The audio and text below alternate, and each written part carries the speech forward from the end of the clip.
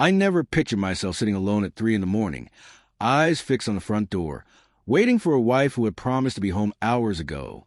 My name is Daniel. For nearly 7 years, I believed our marriage was steady, unshakable. Emily had been the one who laughed at my terrible jokes, the one who insisted she couldn't sleep without my arm around her. But over time, the warmth faded, like a slow leak that chills the whole room without warning. That night was supposed to be normal.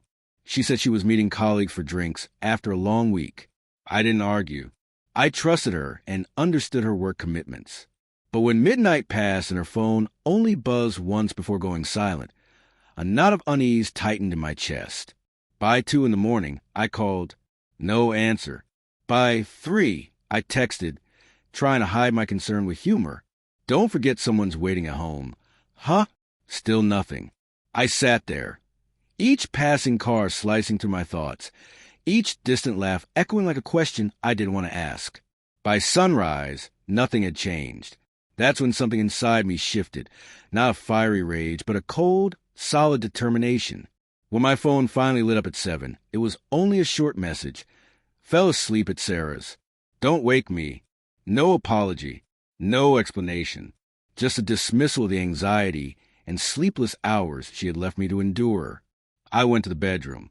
The air carried the perfume I had once found comforting, now foreign and suffocating. I pulled a sheet of paper from my desk and wrote carefully, deliberately, I'm leaving. Good luck with your debts. I placed a note on the counter next to a half-empty wine bottle, a symbol of the nights and excuses that had become routine. Memories flashed, her endless online shopping, the credit cards maxed, the way she shrugged off responsibility whenever it mattered. Her words, once soothing, now rang hollow. Don't worry, Daniel. We'll figure it out. I had been the one figuring it out over and over while she remained absent, not just that night, but from our lives, our marriage, and the man I had once thought I was enough for.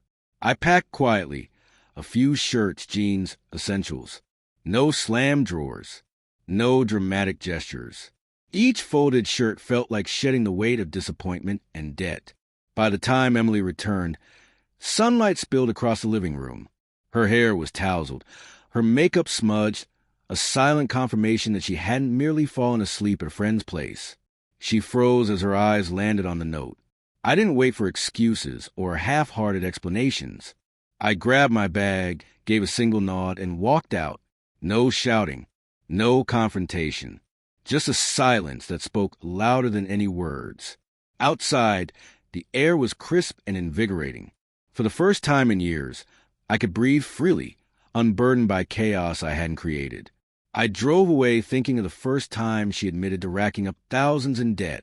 I had covered it all, believing love could fix anything. Yet the pattern repeated.